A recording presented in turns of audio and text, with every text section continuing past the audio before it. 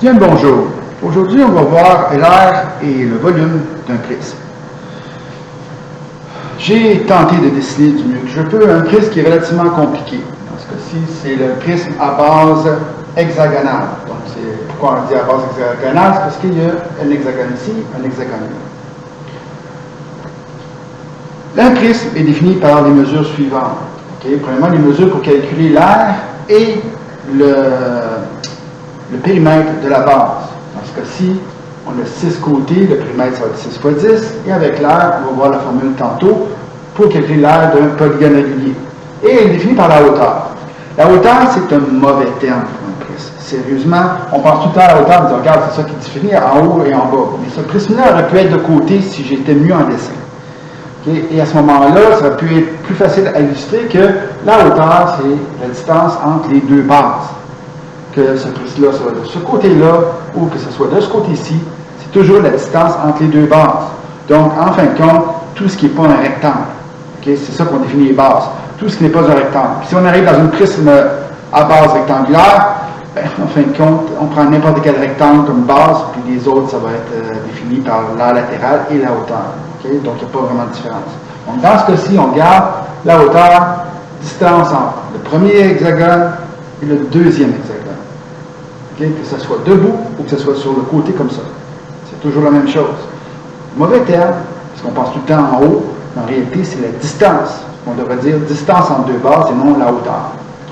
Donc, nous allons commencer à voir les formules de base et à calculer. Sur la distance passante, dans votre cahier rouge, on est encore là-dedans, vous regardez à la page 28 et 29. Si je m'approche un peu, vous allez voir à peu près ça. Vous voyez toutes les formules d'air pour calculer les bases sont là, y compris les formules pour faire les périmètres. Donc 28 et 29. Si vous ne vous rappelez pas comment faire un polygone régulier comme on va faire ici, pas besoin de s'en souvenir, ça va être là. Par contre, à l'examen, ça va falloir que vous mettiez ça soit fait recto verso. Donc, on commence. L'aire latérale, en fin de compte, c'est tous les rectangles qui unissent les deux bases. Il faut les additionner ensemble. On pourrait y aller et calculer un à la fois puis les additionner, mais une façon plus rapide de faire, on fait le périmètre de la base fois la hauteur, puis on calcule tous ces rectangles d'un coup.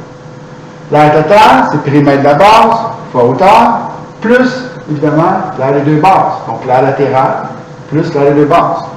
En réalité, on fait la formule parce que c'est plus vite, mais tu pouvais calculer une figure à la fois. Je calcule l'hexagone, je calcule le deuxième hexagone, je calcule les 6 rectangles, j'additionne tout ça ensemble, ça fait mon aire totale. Et ça fonctionne aussi. Là. Donc, pas besoin d'avoir la grosse formule. Mais la grosse formule, si tu comprends, elle va plus vite. Donc, périmètre de la base. Périmètre de la base, si je compte, j'ai 1, 2, 3, 4, 5, 6 côtés. Donc, nombre de côtés, 6. Fois la longueur de chaque côté, c'est 10 mètres. Donc, 6 fois 10. OK? Fois la hauteur, qui est 50. Plus 2 fois l'aire de la base. Là, ici, l'aire de la base, j'aurais dû marquer ma formule avant. Mais c'est 2 fois nombre de côtés, fois la longueur du côté, fois l'apothéose divisé par 2. OK? Ça, c'est une base en hexagone. Polygone régulier en général, c'est ça. Donc, si je répète mon calcul, 6 fois 10 fois 50, plus 2 fois le nombre de côtés, il y en a 6, fois la longueur du côté, c'est 10, fois l'apothéose, c'est 20, le tout divisé par 2. Je le calcule, si associé ensemble sur la calculatrice, ça fait 3000. Je calcule ceci sur la calculatrice, 2 fois 6 fois 10 fois 20 divisé par 2, et ça va me donner 1200. 3000 plus 1200, ça va donner 4200, et vu que c'était tout en mètres, on calcule ça en mètres carrés. Bon, c'était pas orthodoxe ici, OK?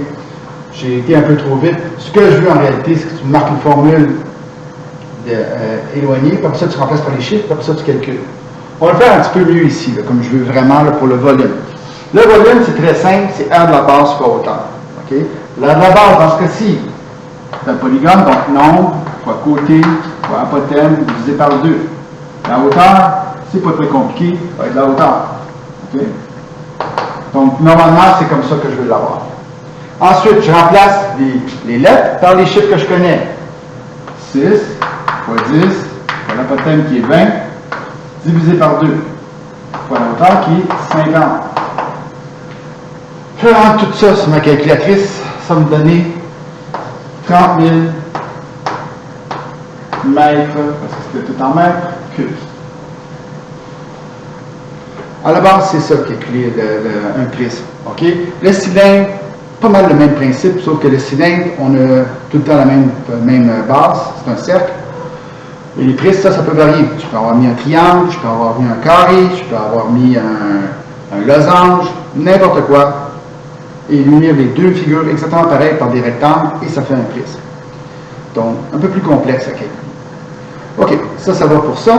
On va suivre avec la sphère pour la prochaine leçon. À tantôt.